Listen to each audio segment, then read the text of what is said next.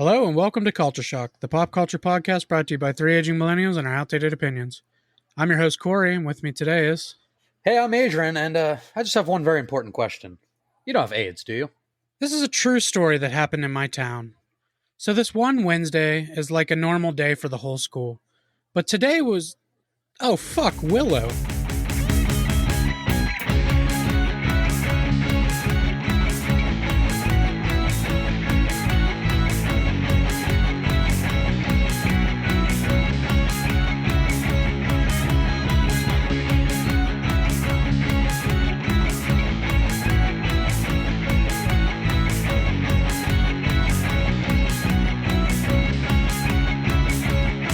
Well, I decided to go a little obscure on my line for that one. I decided to go a Mike route since he can't be here for this one.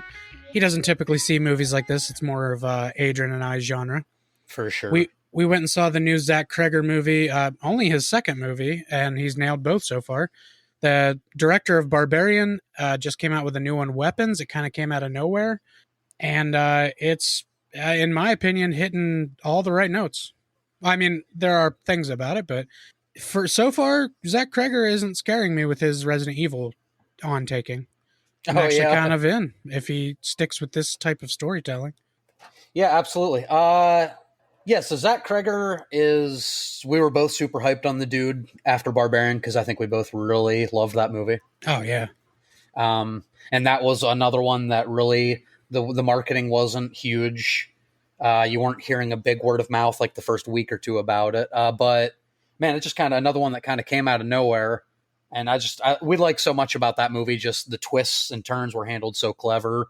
The change of fucking pace out of nowhere with introducing Justin Long after a horrific scene was really fun. And it was clear from that Zach Cregger really knows how to do like suspense. He knows how to do horror the right way and tension. Because that entire movie is like just full of moments where you're like, nope. Yeah. I loved the whole first, I think it's like a first half hour you're with Bill Skarsgård and that other lady. Yeah, Tess. And you think they're the main stars, and then all of a sudden it cuts to him in his Ferrari or whatever. Yeah. And you're like, okay, what the hell's this? This dude's being canceled out of nowhere. Yeah, this dude's being canceled, and you find out later, deservedly so. But beautiful casting at that time too with Bill Skarsgård because he was known as Pennywise. Yeah, so you think the dude is evil. Brilliant casting there. It was a great turn at the beginning of that movie because you think, well, he's clearly the bad guy here, and he double booked this on purpose. Right, they're in this bed and breakfast so he can lure her down and kill her or whatever. Yeah. Turns out, totally innocent guy. Unlike the second guy that comes into the movie, he's a totally innocent dude. Yeah, ends up getting sucked in and killed in the basement by the titular barbarian. Titular being the word you should definitely focus on there because there is some milk and titties. Titular, nicely done. No milk and titties in this new one. No, sadly, it was lacking that. The Last Jedi had that. Right. So I have to give it points for that. Big old milk and titties. That sure had that. So we really loved Barbarian. So weird that this dude came from just like a 2000s comedy sketch group. I know, and I liked it. The little I had seen of Whitest Kid, I thought it was funny, but I'm not a huge sketch comedy guy. Like, I like it here and there. Yeah. But I do remember him from that. I didn't think he'd be like the next horror guy. Yeah, it's funny how like people always say horror is the most ambiguous genre like to infuse comedy with. Like if you do it effectively, it's so well done. Comedy just belongs in horror. Yeah. And if you do it right. Not only the comedy being in horror, but a comedian understands timing and suspense and finishing. Like he has always done that. And I actually listened to an interview with him. There's a podcast I listen to called Last Podcast on the Left. They do true crime stuff. Right, I've heard of them. And they interviewed him because Henry Zabrowski on that podcast is friends with Zach Cregger. They knew each other from back in the day. Oh, dope. And he said, I've always had the timing because I was a comedian. If I didn't do the sketch stuff, by the way, very interesting fact about this movie. He didn't know where it was going at the beginning of this movie. He had figured out that the kids were going to run away. The one kid was going to be left in the school, and the teacher wasn't going to know what happened. That's all he had. Damn, really? He didn't know about Aunt Gladys. Well, he knew Aunt Gladys was coming into it, but he didn't know she was going to be what she was. Right. He didn't know any of that. He Wow. started with just the kids disappearing. That's how he started the movie. That's insane. Yeah. Damn. And one of the biggest parts of this movie that pisses everybody off is the gun in the sky. Yes. Which I think maybe we'll get to a little bit. Zach Yeah. Cregger himself said in that interview, I'm not telling you what that means. It's up for you to decide. Dick. Yeah. Dick. I love and hate those kind of answers. Yep. Yes, me too. From like movie directors, from game developers, like what did that ending mean? They're like, well, isn't that up for you to? No. What the fuck did it mean? I played 40 hours. What the fuck did it mean? Now I'm gonna go play 40 more to try and figure it out again. Yeah, exactly. Motherfucking Expedition 33. Oh, you motherfucker. Oh, you motherfucker. Yeah, so we loved Barbarian. We were on the lookout for Zach Cregger. Something about these comedians turned horror directors. Yeah. Just really hitting it. I think he has a better one, too, than Jordan Peele. I was just going to say it. Like, I hate to say it because I do still love Jordan Peele. I do. But, man, it's just like Jordan Peele did something where he released such a revolutionary movie as his first film that I don't think he was ever going to top that. Ever. No, and of the 4 movies, Get Out is probably the best of these 4. Yeah. I'm just doing Jordan Peele's first 2 and Weapons and Barbarian. I think that Get Out is still the best of the 4. Of the 4, okay. But I think Zach Cregger has a better one, too. But you would say out of the total 5, right? Like even including Nope. Yeah, even with Nope. All right, so you'd be like Get Out. If I know you, it'd probably be like Get Out, Weapons, Barbarian, Us, then Nope? Nope, then Us. Nope, then Us is your least favorite? You almost had it. Yeah. So close. That'd be hard for me to say, I think, between, Weapons, Barbarian, and Get Out. I love all 3 so They're much. They're great. Yeah, spoiler, guys, we really love this movie. Yeah. So we're not going to be like, you fucking missed this one. No, I had a great time. Yeah, so what I was saying is that, like, the Jordan Peele thing, I love Peele, I still do. I still believe in him. Yeah. But after such a revolutionary first movie, it was impossible to live up to those expectations. That's it right there. And I do think, for me and Corey, his last 2 have kind of been disappointments. Slightly, some people stand by Us, some people stand by Nope. That's fine. We all have our tastes. They haven't really been for me as much. Zach Cregger, I was kind of worried about the same thing. Such a great first fucking outing. Is he going to live up to it? I think Zach Cregger did much better his second time around, like you said. He did. And his third movie is going to be very hard for me because this is a franchise near and dear to my heart. And in my opinion, they haven't done any of the movies completely right. There are parts of some of the movies that I really enjoy. I can enjoy all of Alice's movies as a different property. Yeah, Resident Evil. Yeah. I can enjoy them as a different kind of property with some cool Resident Evil people thrown in there. Right. Oh, there's Wesker, there's the dogs, there's the big. It's like it's like an Elseworld Resident Evil. Yeah, I mean, alternate universe. Do a what if. Yeah. Of the Resident Evil world, if Alice existed. What if Resident Evil sucked? And well, they've already done that. Yeah, they've already done that. Now we know Paul Wes Anderson or whatever the fuck your name is. Let's focus on doing good things. I like Zach Cregger in that interview I listened to also said that Resident Evil, where he's not telling any of the current characters in the game's stories, he doesn't want to do that. Yeah. He said he has put probably 900 hours into Resident Evil 4. It's his favorite game. Hell yeah. And he is absolutely going to stick to the lore of the game. He's going to stick to what we all love about it. He just wants to tell a different person's story. And I'm all for that. Yeah. If you do it right. Yeah, I don't need Leon in every fucking movie. It's fine. Right. I mean, do we want him in every movie? Yes, always. No, but we do have to take breaks. I understand. I guess. I'm one of those Leon stans, so I'm like, always. I think he might be in Resident Evil 9. There's no proof yet, but I don't mind the statement from Resident Evil 9, though, saying like it's hard to do Leon anymore in horror games because it's not scary. Well, have you seen the guy in the hood? Yeah. The 3 freckles on his face? Yeah, the rumor that it's Leon. The 3 freckles right here are the same on Leon on Resident Evil 4, which I've seen the theories. Listen, I wouldn't absolutely hate if Leon was now like infected, but it would not be. I don't know if I could get through it. I don't see a way I could not hate it. I would only not hate it if they made it like a tragic story where he was saving somebody, got killed, and was brought back with the T-virus, but it went the wrong way. Oh. Like if there was a very emotional scene of Leon dying that really struck me, I could accept it a little bit. But if it's Right. just that Leon, if they don't even touch it and it's just, oh, Leon's infected now, I'll be fucking mad. Yeah, and I think the other way around too. Just for me, Leon dying would be enough if it's done well. To bring him back as an infected kind of feels like, I don't know. It's It cheap. kind of feels gross. Yeah. If he dies honorably, that's cool. I can live with it. With many tears rolling down my face. Oh, and the monster stalking you in the gameplay trailer and the demo is definitely her mom, right? Oh yeah, for sure. Like there's no way that's not her mom. That's Wesker. It might be Wesker. I mean, no, That's Wesker. why- I meant Birkin. Oh, Yeah, that's Birkin. Sorry, guys, we can't. Any excuse to talk about Resident Evil, we're gonna fit it in there, okay? We may just make this a Resident Evil episode. Yeah. No, but so weapons. Now this is a rare example. You know, most times we've talked about on this podcast, expectations have a way of kind of killing a movie for you, kind of making you see some more of the little holes there, maybe some more nitpicks you come up with.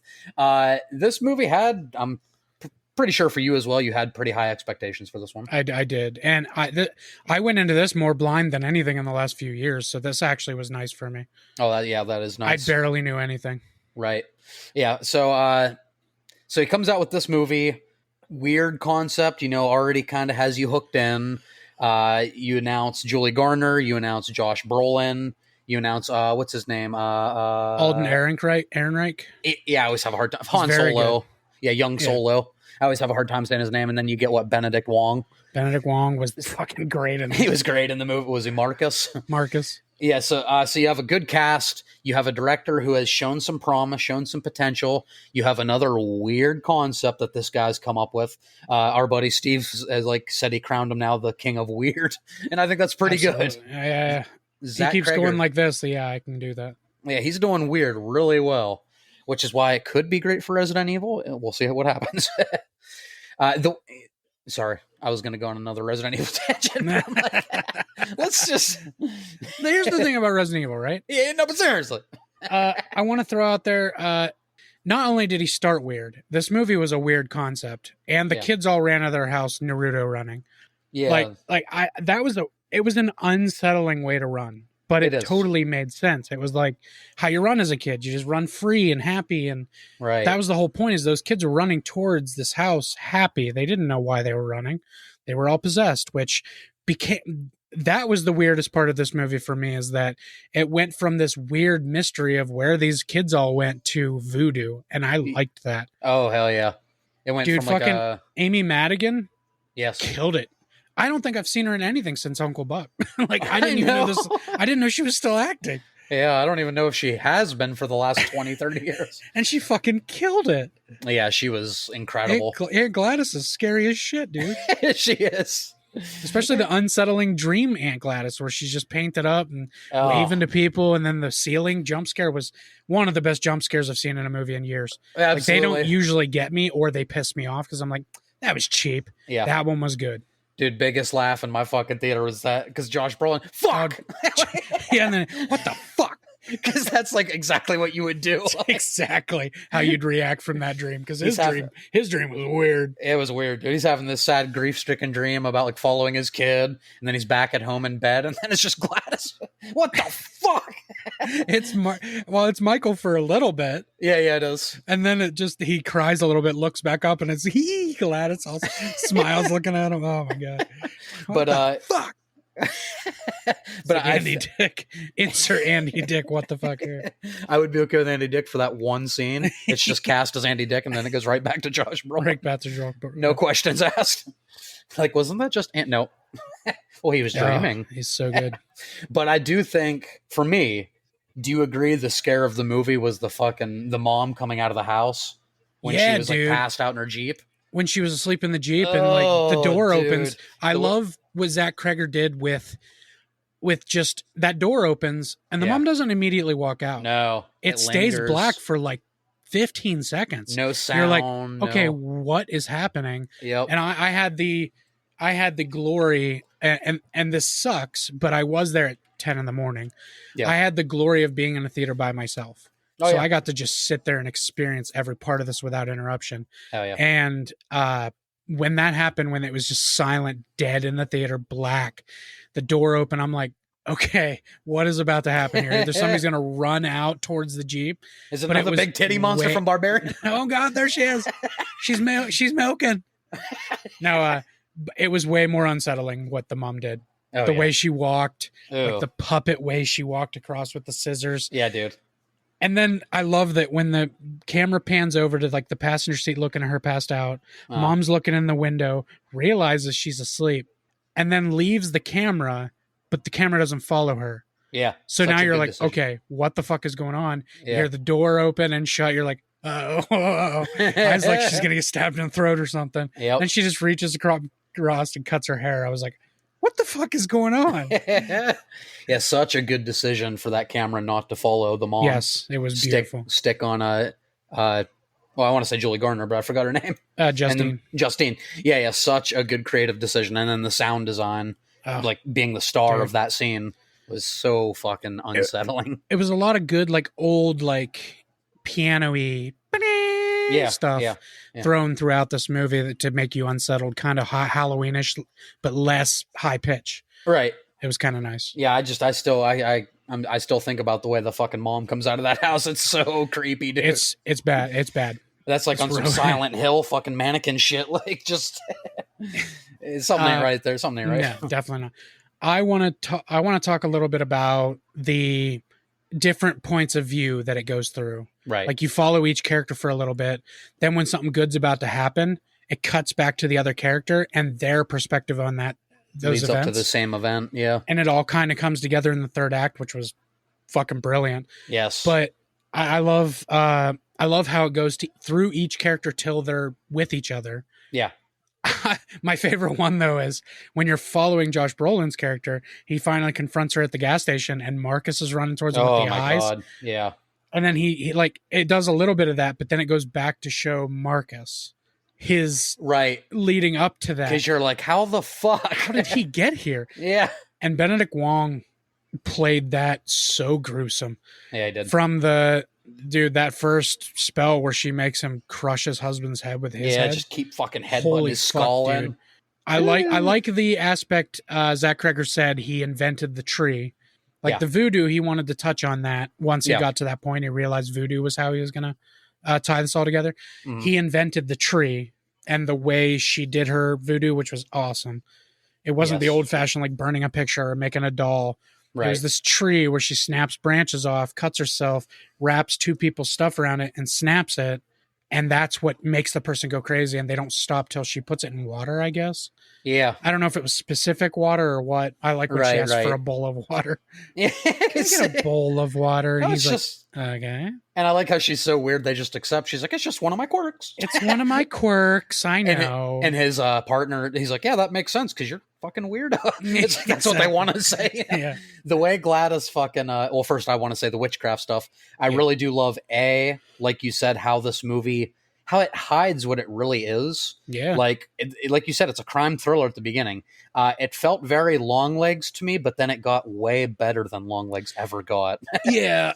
Like where Longlegs fell off about halfway through, this movie just kept getting better. As much as I love Nicolas Cage, Longlegs kind of went the opposite direction because of how crazy Nicolas Cage is.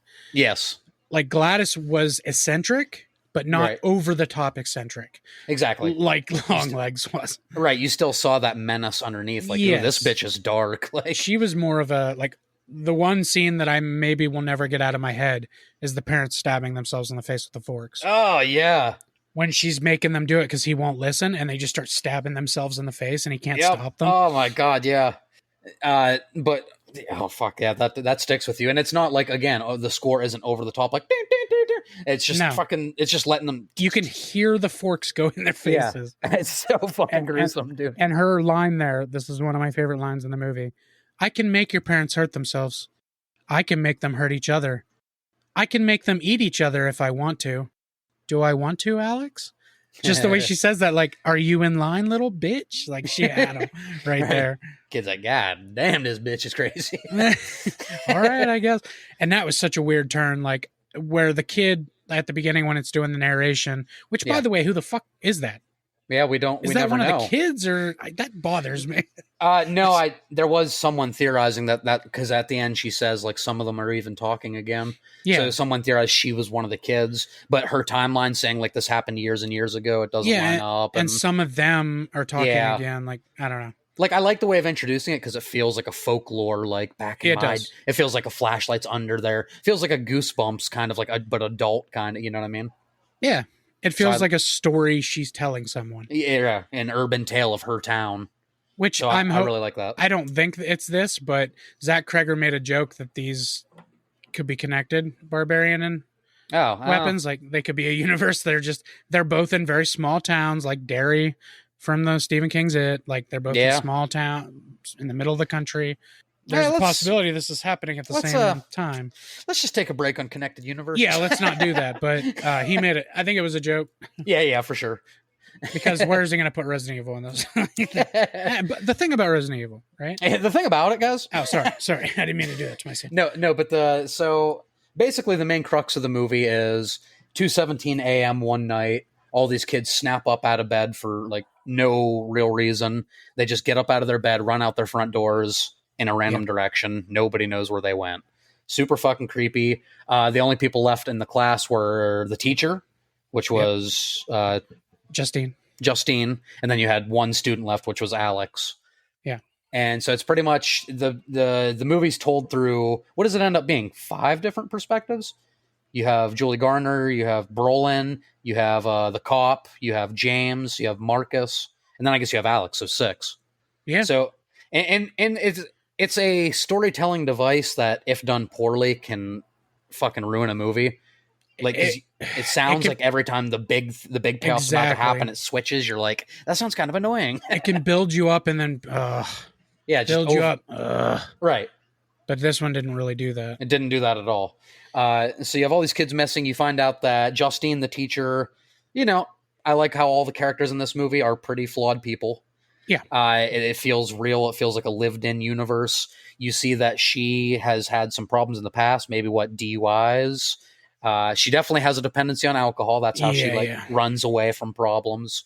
She was kicked out of another school for maybe a relationship with another teacher, or it was something. I don't know if it was an affair. She was also being I don't want to say inappropriate with students because it's not what it was. Yeah. But she was pushing the boundaries of what she's allowed to ask exactly. Students and talk to them about. She's like, oh, so I hugged a student. He was crying. Yeah, that's what it was. And it's like, it's still like, well, we can't do that. You probably shouldn't, probably shouldn't do that. Yeah. It can be taken wrong. The wrong person sees it. That's bad. Yeah. It's different ideologies with different generations of people growing up. Yeah. It's kind of sad maybe sometimes that you can't hug a kid, but at the same time, like, you can't always just hug a kid. No. Even a teacher. Let's go back to Bill Burr on this one. Get that thing the fuck away from me. My hands are up. I don't got a boner. Yeah, so it's a different world. So I like that commentary. And there was good commentary in this movie, but it never felt like that was the main point or was beating you over the head with it. It wasn't preaching anything. Right. I love a non-preachy commentary movie. Yeah. And it was just letting you know this is how the world works without shoving it down your throat. Yeah. And I love how speaking of nowadays, I like how they incorporated that some of the parents had Ring cameras. Yeah. That showed their children just running into the darkness.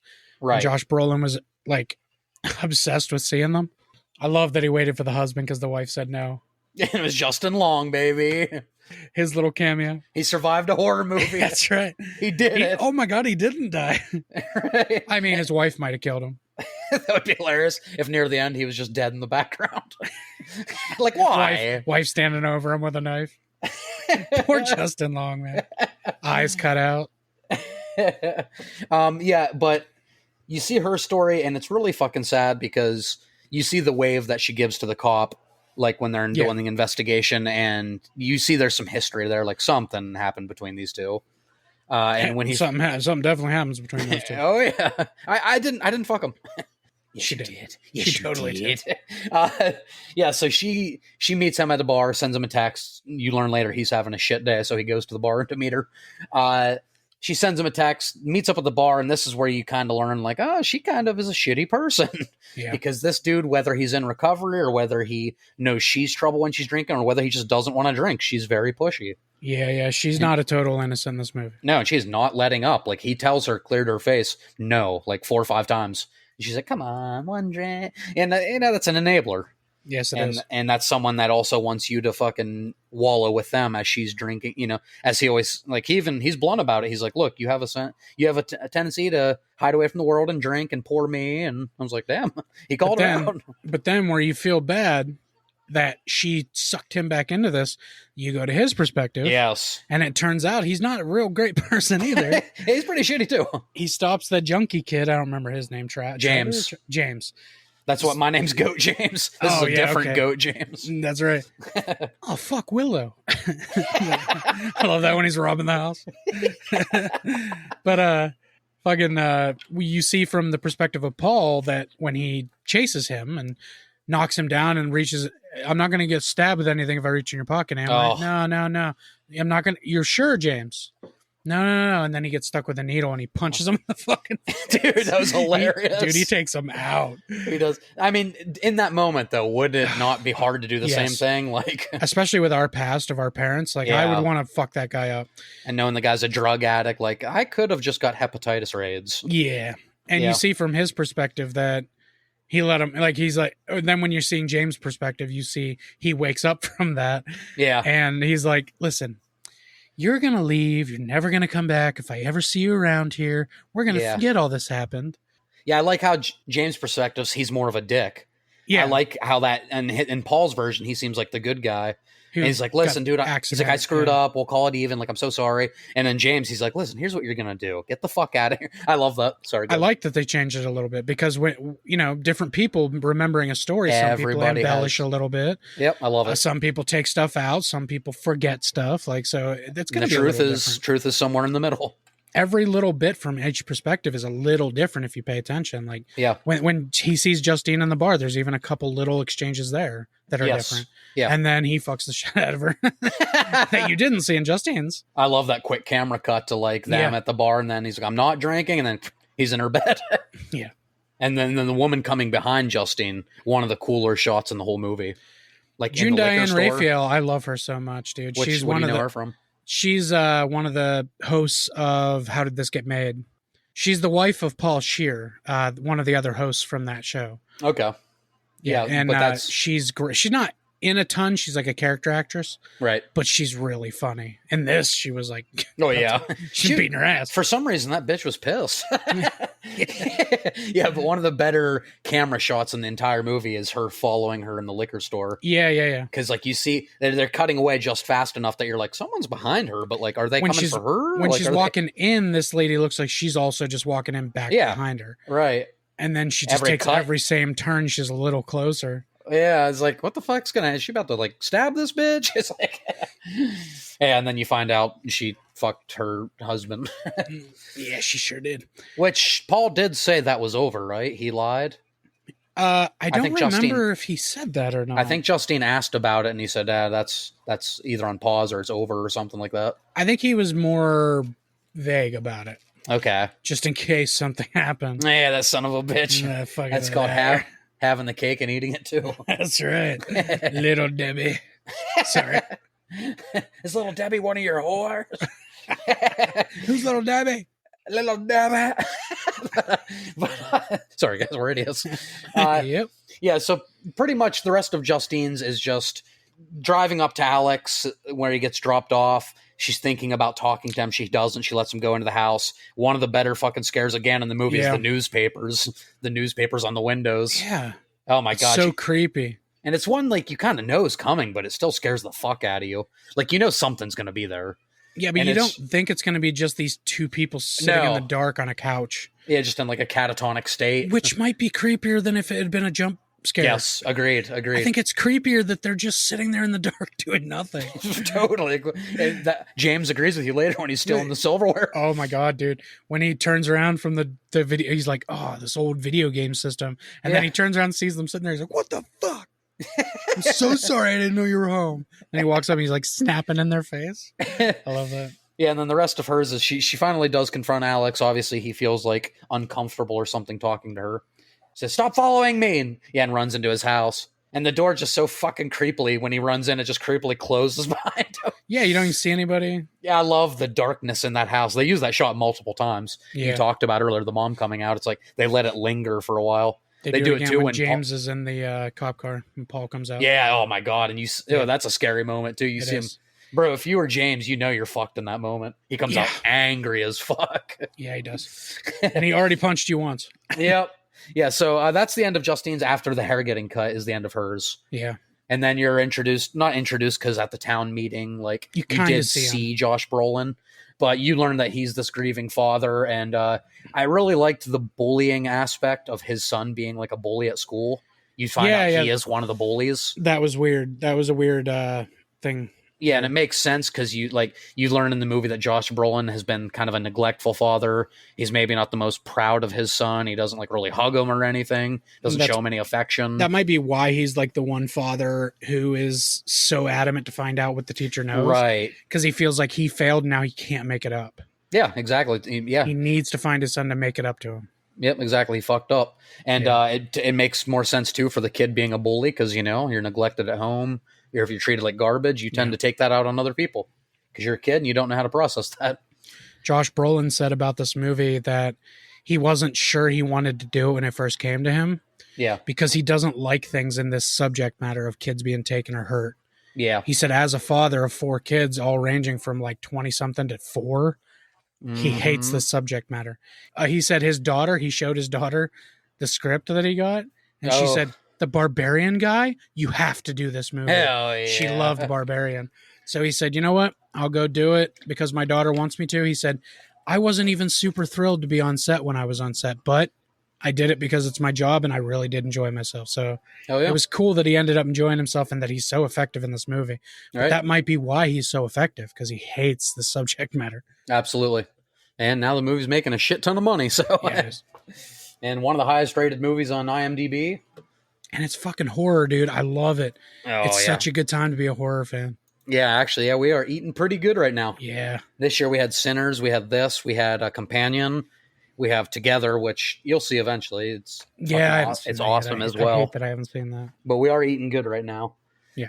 And Josh Brolin, the crux of his is he's been fucking up at work. He's ordering the wrong paints, he's ordering the wrong parts, whatever. Obviously. Yeah, obviously. And then the red paint is a clever little. I liked that. You see the red paint in his truck, you're like, because Justine had a moment where like there's like this pound at her door after she's get herself liquored up because she likes to do that. There's a knock at the door and she looks through the people, starts to walk away, and it gets fucking louder. She comes out and there's nobody there, and someone wrote "witch" on her car, and then we see the red paint. Horror movie 101. You don't go outside. No, never go outside. It's like she never watched Scream. And all she grabs is a fucking pepper spray. Yeah, the whole town was there. What was that going to do? The door opens, a little poke out. Right after just the pepper spray. This was the same night she heard a town full of people say, "It's going down tonight, bitch." And then gets a phone call that says, "It's happening." Like, why did you open your door? Yeah, that's very fair. Without an M4, which, by the way, is in this movie. Yeah. Yeah, so that was one of the scenes, right? That's one of the scenes puzzling people. So weird. What does it mean? It's very out of nowhere. Yeah. Like Josh Brolin in his dream he follows his son to the house that he ran to, and there's just a giant M4 in the sky, like the Happy Gilmore Abraham Lincoln thing. And it just says 2:17 on it, which was the time that the kids ran away. Yeah. And it was even in like a digital clock readout on the side of the gun. Right. It just kind of appears and then slowly fades away again. Yeah. And it is never brought up. He's not a gun guy. He doesn't have a gun eventually. There's not a gun used at the end. I don't understand it. I love that Zach Cregger said he's not going to explain it. That's hilarious. The theories are, there's people saying it's like talking about school shooting. Yeah. And his son being a bully. That's kind of what I attributed it to. Right. Like he thought his son was going to do that or something. or his son may have caused that from the other kid bullying the other kid. And then there's some people saying like, well, this dad totally seems like a right-wing kind of gun-owning dad. So that's like, and that's his weapon that he sees. So he just dreams about guns. Yeah. And then there's people, I wish I would have paid more attention. I'd have to go back and watch the movie. There are people that said there's an M4 like picture in his son's room. And it could be as simple as him just like attributing something in his room to his son. And I guess it's possible. It could be that if the poster's in the room, I'm totally on board for that theory. Yeah, but I don't think it's the right wing thing. I don't think that's a point there. I could see more of a school shooting kind of thing, but I think it could be as simple as just that's something he noticed, like in his son's room. I don't know. I haven't noticed any overpowering commentary from Zach Cregger like that. Yeah, that he would put a full right wing angle in the movie. I don't think that's what it was. Yeah, in Barbarian, it's basically, hey, don't be a rapist. Yeah, exactly. Don't be a rapist, and you probably won't get killed by a titty monster. Maybe she'll keep you alive in a cage in her basement. Yeah, exactly. And all you gotta do is drink from the titty every once in a while. That's okay. The hairy nips. The hairy nips.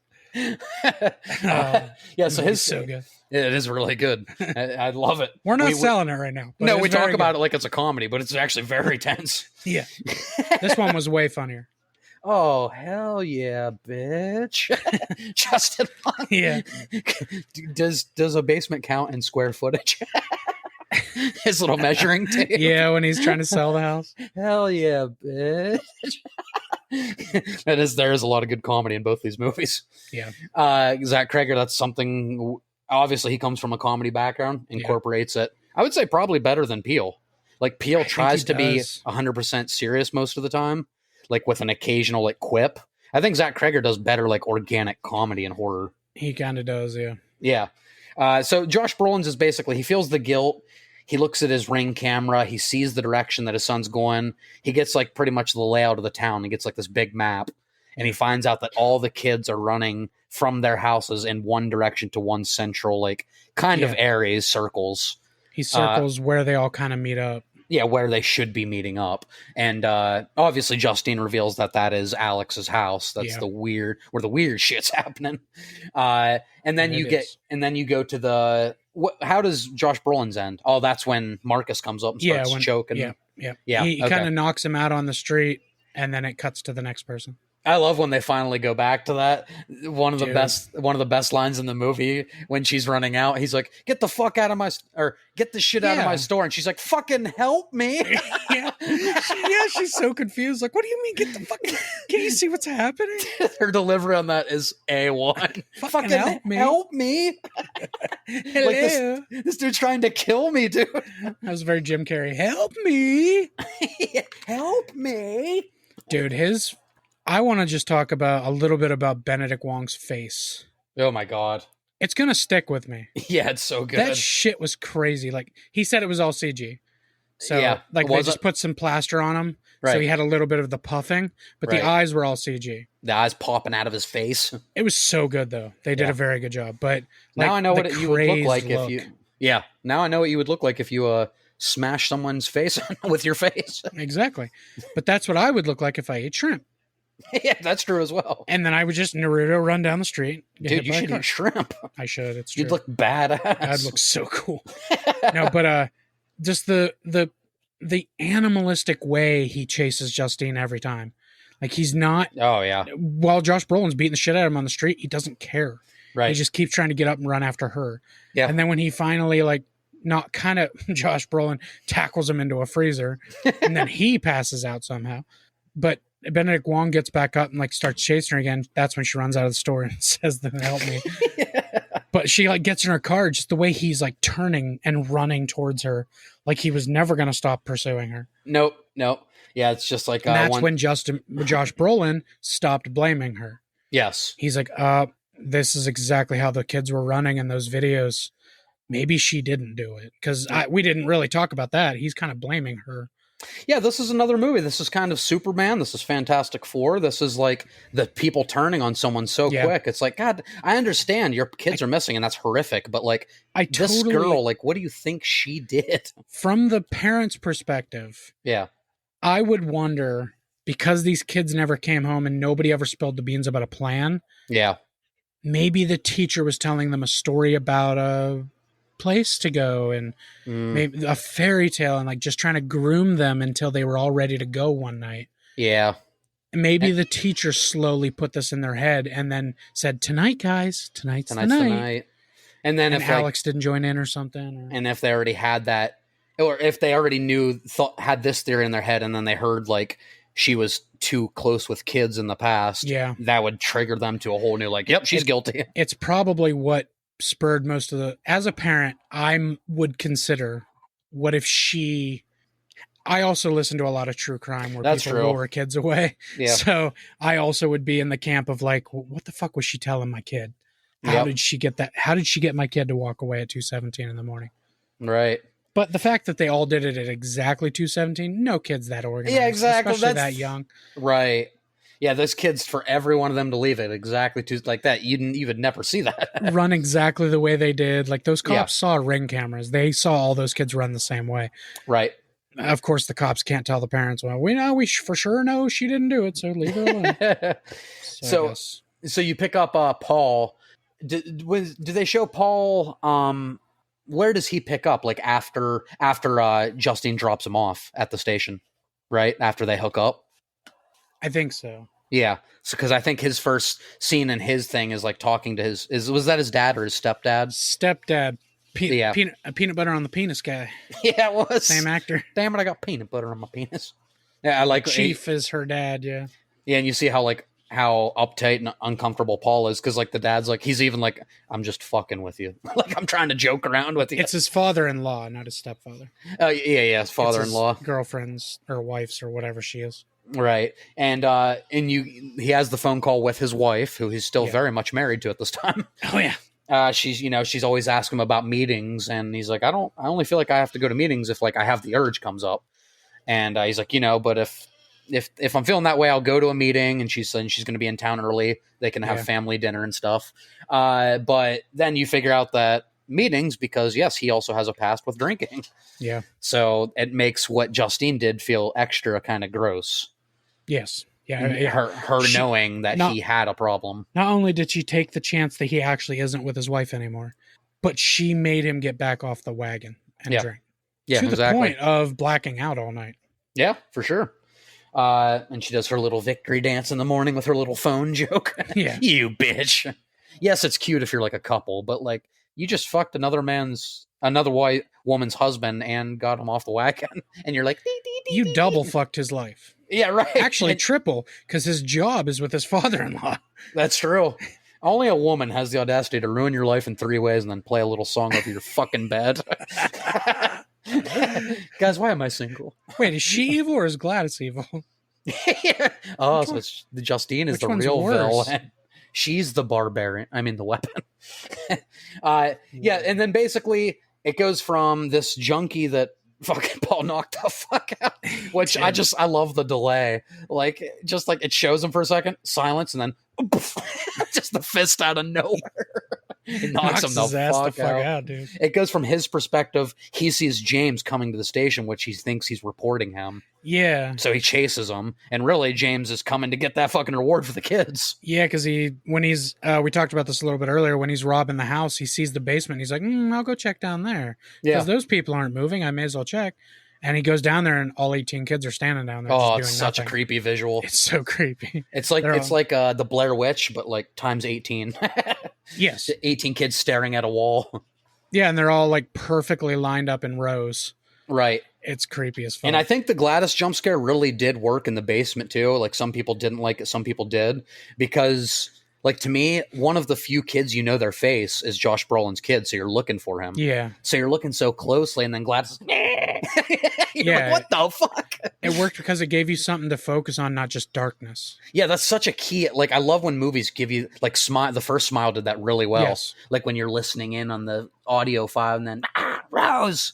It's so fucking. Yeah. She's right beside her. I love when they have you focus in, and that's how you hit someone with a jump scare. Yes. Yeah, so basically it goes from the cop to the junkie. Junkie runs to his fucking tent. He sees Gladys in the woods waving at him. That was fucking creepy. It's so creepy. Oh, man. Stabs Paul with 3 needles in the face. 3 needles in the face. Do you have AIDS? Hepatitis, AIDS. What? Do you have AIDS? He tells him, I know where the kids are. I love, he's like, so how can we work this reward out? Just, I want to make sure you don't like take it for yourself. And then Paul just kind of stares at him and gets out of the car and he went, oh, fuck. I don't really know the actor, but he plays a great tweaker. No, I don't know him from anything. Corey, doesn't he sound like our family on the phone? Like, well, yeah, I need to get the clothes to get the job, but I need money to get the clothes so I can start the job on Monday so I can make more money. Dude, that sounds like our family. Yep, that sounds like our Uncle Jerry. Rest in peace. I don't recognize him for anything. He's a main character in your Euphoria, apparently. Oh, okay. Which makes sense. He's a junkie. Yep. Paper towns, weapons, scary stories to tell in the dark. Yeah, just random stuff. But he likes some horror and dark stuff. Yeah. He's Kid in Wolves, that movie with Brad Pitt and George Clooney.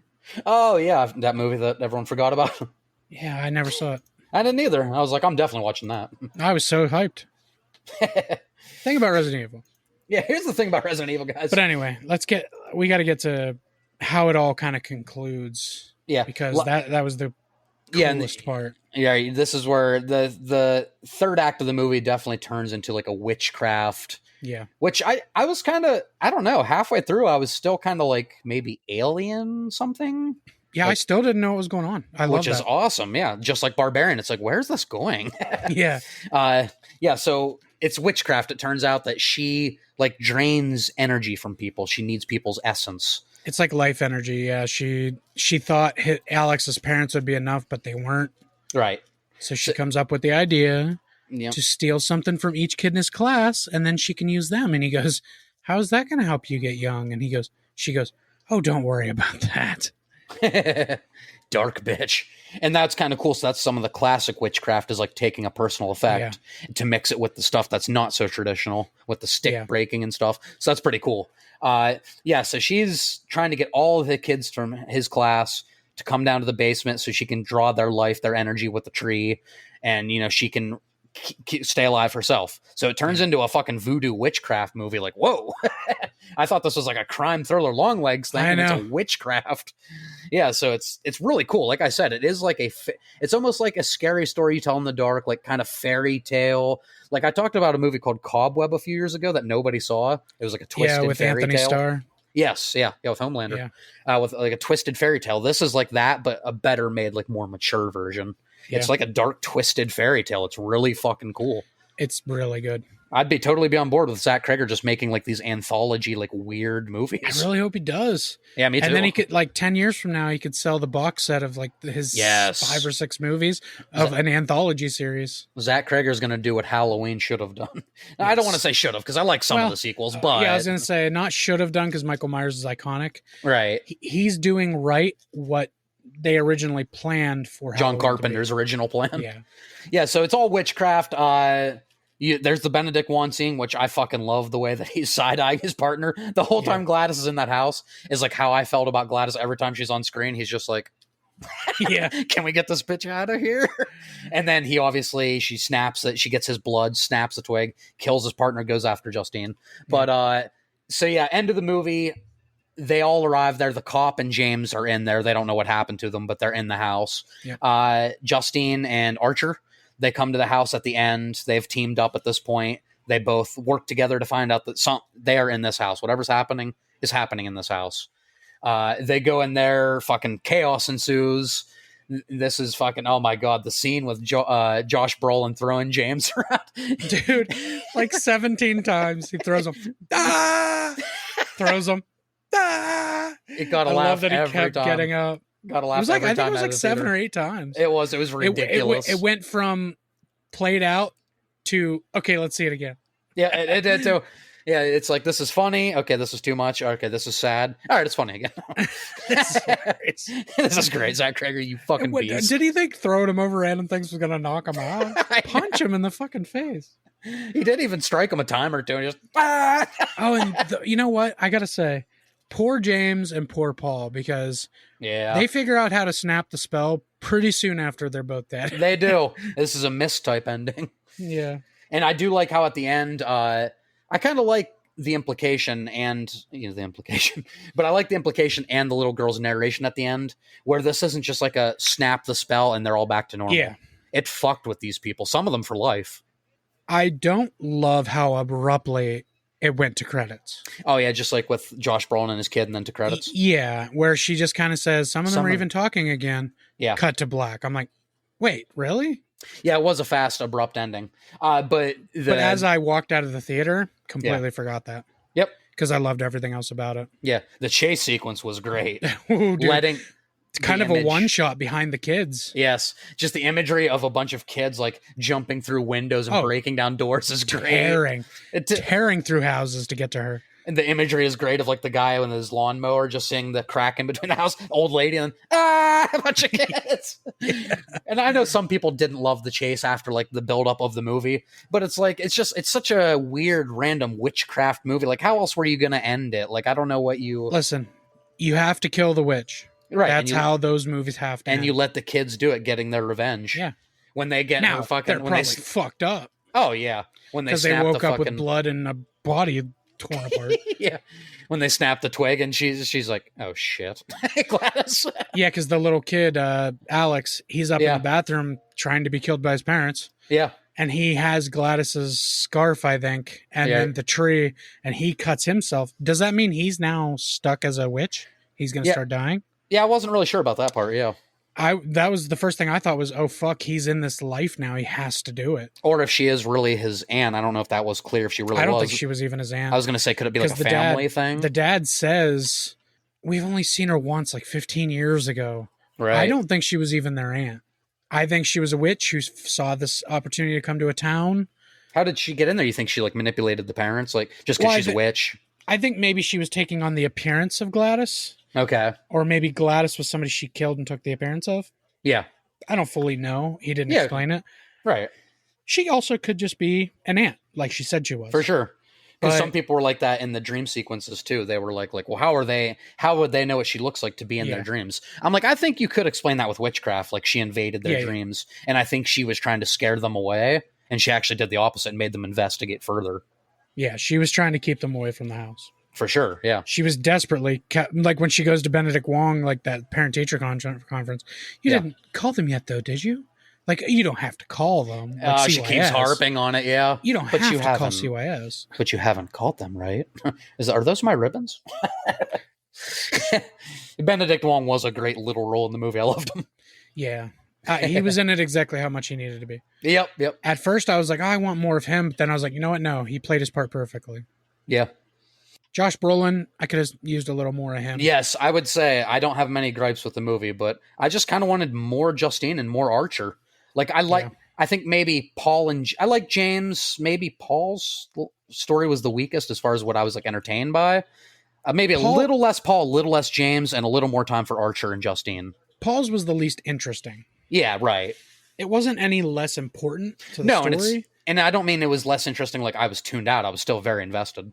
But his is the least going on. Yeah, there's not a lot there. I love the non-traditional storytelling, but I did want just a little bit more from our two main mains. For sure. Yeah, guys, I think that's it, though. Overall, we were fucking super impressed. For me, this is currently now my movie of the year. The more time I sit with it, the more I really start thinking about the little details and loving the movie even more. Over Sinners now. It's my favorite movie. You know what? Yeah, I loved Sinners. Yeah. Fucking kudos, Ryan Coogler. But kudos to the Cougs. 100%. Oh, yeah. I didn't mean to do that. Kudos to the Cougs. No offense. That was probably my favorite movie of the year up till now. Yeah. But Weapons just gave me more of my genre. Yes. This is such a beautiful subgenre of horror. Right. That I didn't know it was even going to. And maybe it's because I went in blind. Maybe that second trailer for Sinners did kind of affect me a little bit. I don't know. Right. And this one you were completely blind? Yeah, this one I went in completely If you had to real quick, could you do a top 5 of the year? Mine would be Weapons, Sinners, Together. I loved it that much. That's actually Cody's favorite movie of the summer was Together. Yeah, so Weapons, Sinners. Oh, by the way, Corey, weird year for me in one word titles because it's Weapons, Sinners, what'd I say? Together, Companion, Superman. So if I had to do movies this year, you don't have to. I had one ready. I was like, I wonder if Corey has a top 5. I'm gonna say for sure Superman, Fantastic 5? Four. No, I'm no particular order. I don't think. Maybe I can order them.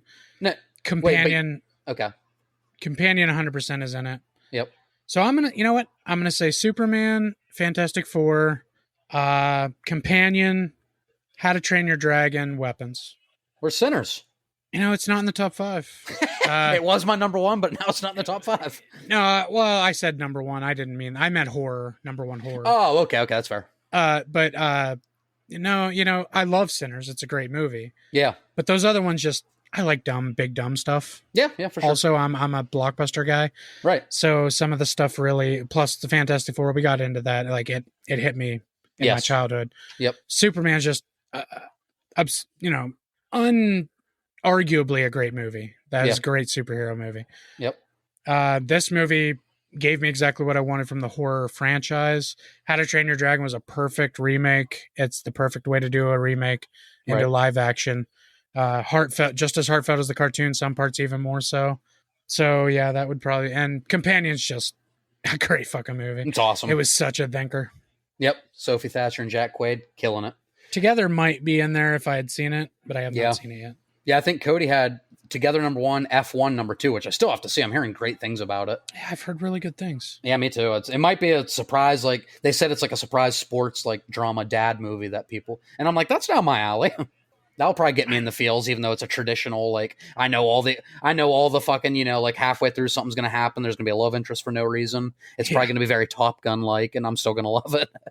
I don't know. I just went through them and I realized Bridget Jones' Mad About the Boy came out this year. Damn. I think also Kind of Pregnant with Amy Schumer. And War of the Worlds. Oh my God. My motherfucking son. All right, guys. I think that is going to do it, though, for... I can't believe we ended Weapons on a War of the Worlds quote.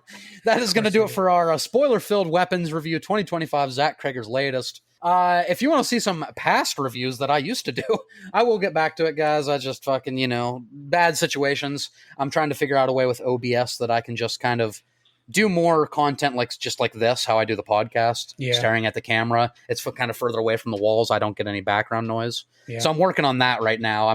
This might have to be the new format and like an occasional green screen video. But you can check all that out. And rankings, reviews, tier lists I do with Corey, with Mike, with our other friends. You can check all that out over on Baker Reviews. Wait, youtube.com/Baker Reviews. Baker Reviews. Thank you, Mike. And other than that, we also have a YouTube that you can go to. That is youtube.com/Culture Shock Podcast.